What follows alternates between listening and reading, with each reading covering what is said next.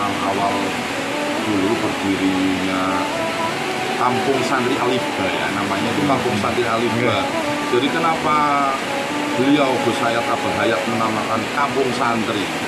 Jadi bahasanya dulu nangkanya orang anak iya santri semua. Menganggap beliau adalah juga seorang santri. Jadi seiring waktu berjalan, dulu memang sebelum bikin Pondok Aliba ini, beliau puasa sendiri 40 hari, masih kebun, masih belum apa-apa. Dari mantannya ke gereja jalan belum ada.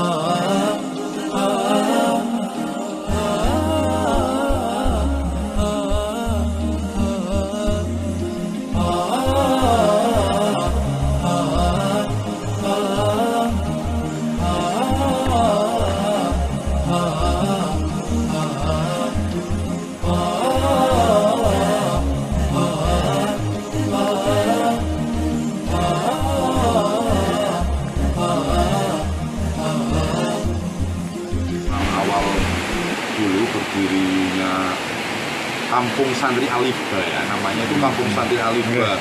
Jadi kenapa beliau Gus Hayat Abah Hayat menamakan Kampung Santri? Jadi bahasanya dulu nangkanya orang anak iya santri semua. Menganggap beliau adalah juga seorang santri.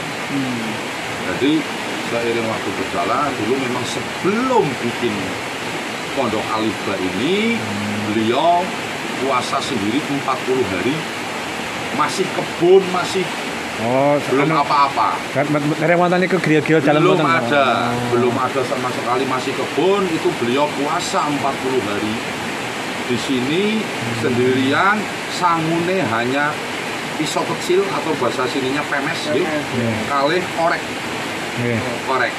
Nah itu untuk bikin apa namanya, itu bahasanya penerangannya itu pakai botol kerating deng nih kalau sentir lah rasanya sentir itu pakai botol kerating deng memang. Nah itu 40 hari setiap malam beliau ini sebuah sungai, ini pertemuan dua sungai. Ini namanya sungai apa? Yang besar ini namanya Kali Blembing. Oh ini ya, terus yang kecil ini namanya Kali Bangkong. Kali Bangkong dan Kali Blembing. Nah, tempat ini kebetulan ternyata namanya itu dukuhnya itu Pesucen. Artinya pesucian lah ya.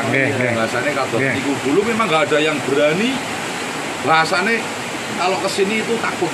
Kalau ke tempat angker ya angker wingit ataupun nyun sewu ya semacam itu ya. Nah, terus alhamdulillah ketika memulai seperti itu luar biasa. Lah disitulah Abah artinya sering ngendika ke kita Gus Hayat nih kok. Gus Hayat langsung intinya wong urung lengkap pada urung lengkap nek urung diulang telung guru. Satu, guru menungsa manusia. Yang kedua, guru alam, yaitu termasuk tadabbur alam. Yang ketiga, guru gaib. Nyun sewu nih. Artinya perjalanan beliau memang itu ahli ziarah. Kalau Gus Hayat wala dari kecil ibaratnya sampai sekarang pun beliau senang banget ziarah. Sampai kemarin terakhir ziarah kemana? Ke tempatnya para nabi. Nabi Ayub, Nabi Musa, Nabi Isa, Nabi Ibrahim ke Israel dan Palestina. Kemarin ini baru kondur umroh belum lama. Itu nyuwun sewu nggih. Beliau ke 25 Nabi Rasul. Itu sudah 23 yang diziarahi Nabi dan Rasul yang 25 hanya tinggal 3. Nabi Adam, Nabi Nuh, kalau nggak salah yang satu Nabi Sulaiman atau siapanya. Jadi awalula ini berdiri memang tadinya tidak akan bikin masjid seperti ini. Ini kok berarti masjid yang sini kok? Iya.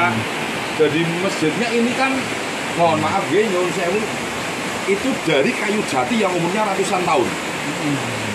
Saka guru itu ada 4 di sini. Ada saka gurunya 4. Itu umurnya 600 sekian tahun.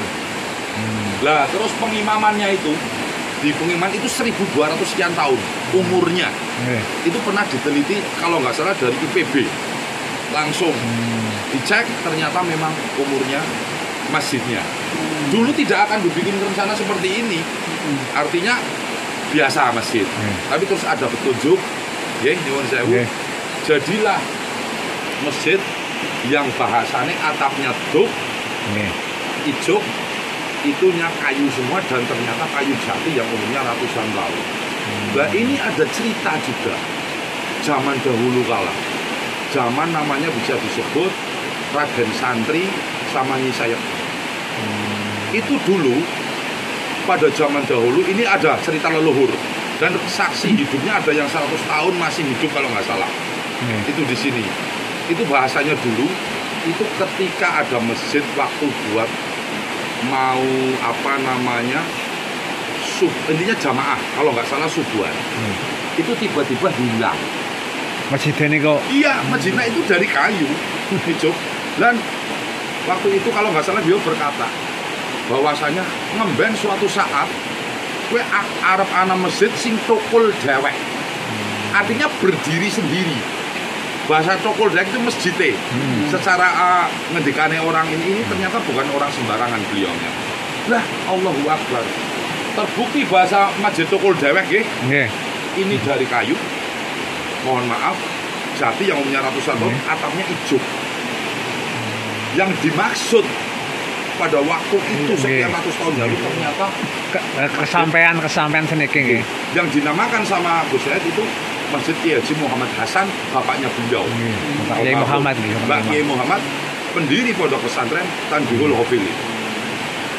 Nah ternyata nama Tanbihul Hafili sendiri waktu itu dijelaskan oleh Abah Hayat, itu artinya apa? Mengingatkan yang lupa. Jadi dulu Kiai Muhammad itu awalnya nyuwun sewu, orang-orang ODGJ, orang gila lah ya, kalau bahasa orang yang kurang itu direkrut, ditambani.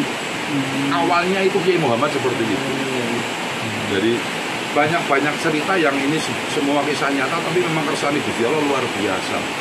Sampai perjalanan beliau tidak, bahasanya tidak pernah, awalnya tidak mau ke dunia luar, bahasa menepi. Nggih nyuwun sewu, kalau dulu Rasulullah kan di Gua Hira nggih. Ketika mendapatkan wahyu dari Allah lewat malaikat Jibril. Lah Gus Said melakukan ini semua memang ya mohon maaf memang tidak sembarangan, jelas ada petunjuk. Guru-guru beliau termasuk mohon maaf kenapa pada akhir hayat seorang waliullah Simbah Kiai Haji Maimun Zubair kok mengajak ke Mekah, kok yang diajak beliau Gus Said. Bukan putranya, bukan santri-santrinya, bukan yang lain. Kenapa kok beliau? Allahu a'lam. Nggih, nyuwun sewu nggih.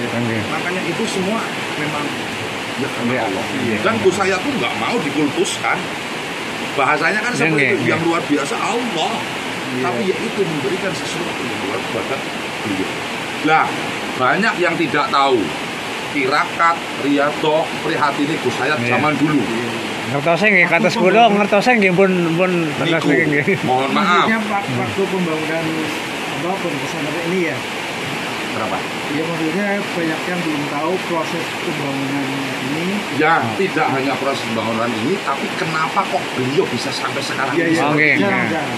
Jadi dulu ternyata, mohon maaf sedikit cerita. Itu beliau pernah mondok di Tanggir, di Jawa Timur.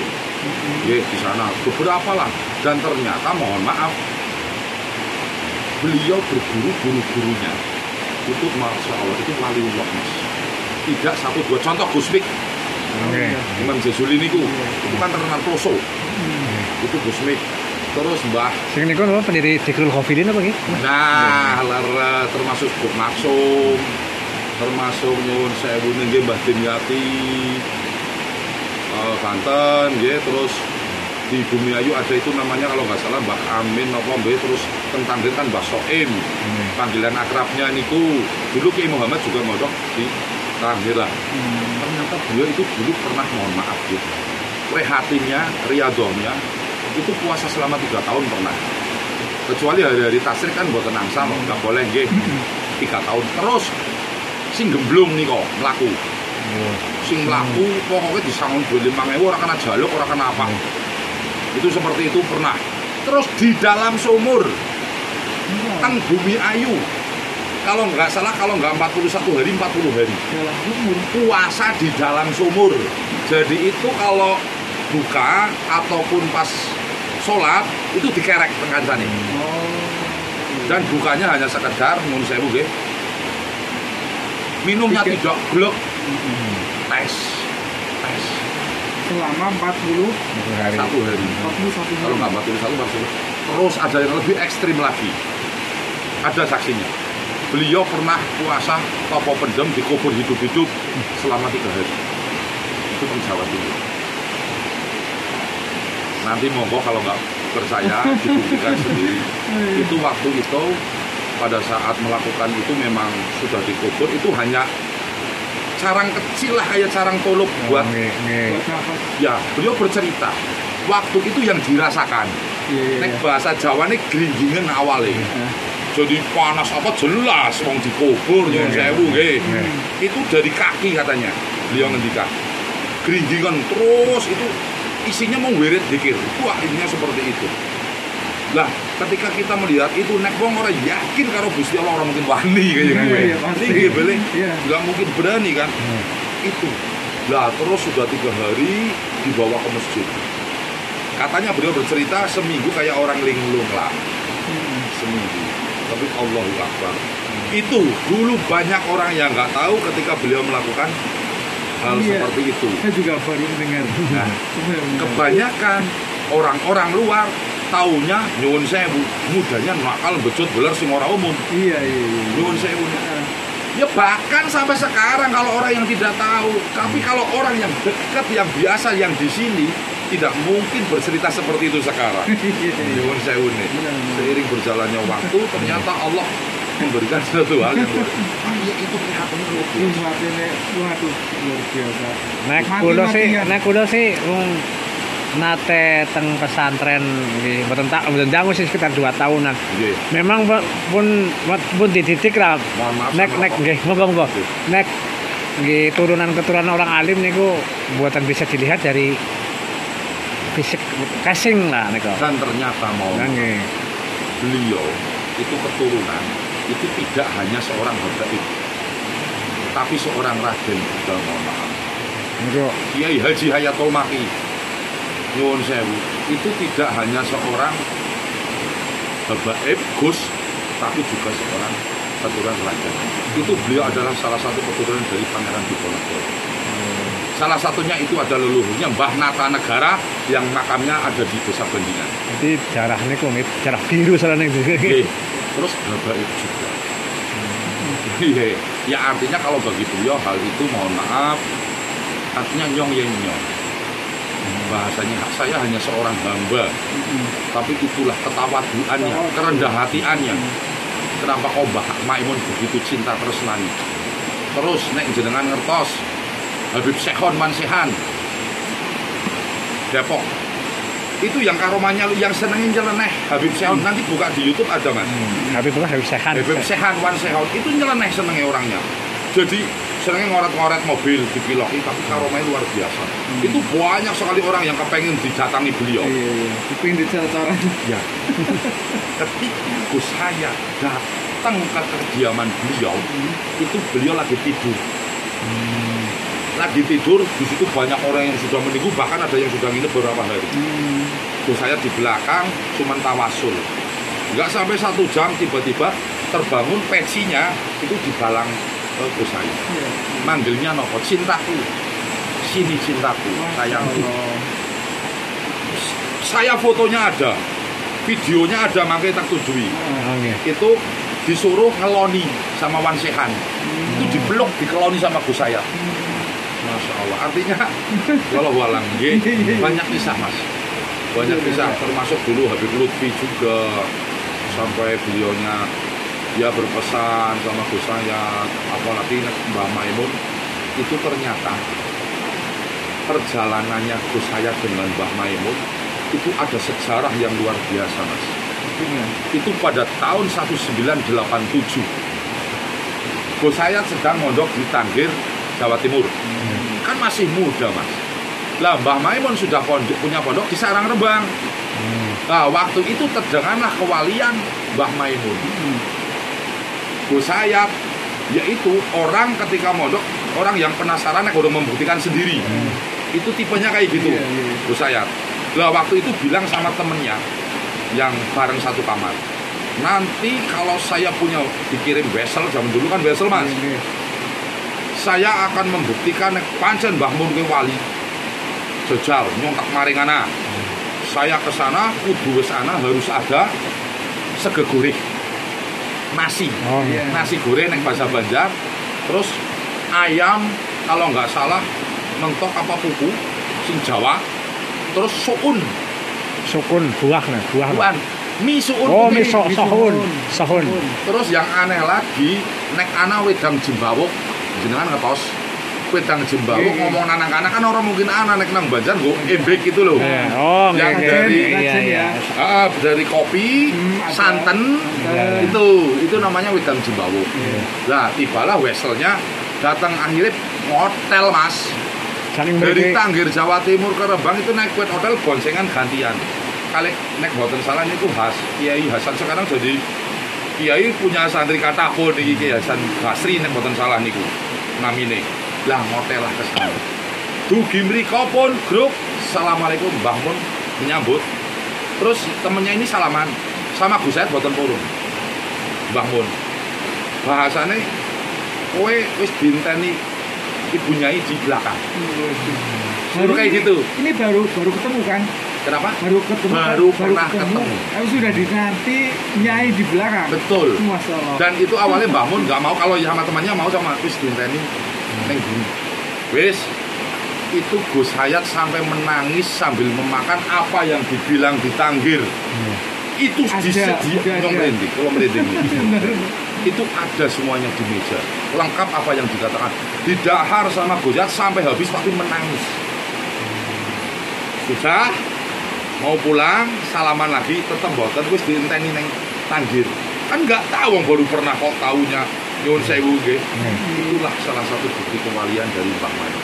Semenjak itu Gus Hayat berusaha belajar mencintai Mbah Mun. Itu tahun 87. Allahu Akbar. Kersane Gusti Allah. Di akhir hayatnya Mbah Mun di Mekah, di Maklah dimakamkan. Gus Hayat yang diajak ke sana. Nyuwun sewu. Itu sejarahnya kados niku.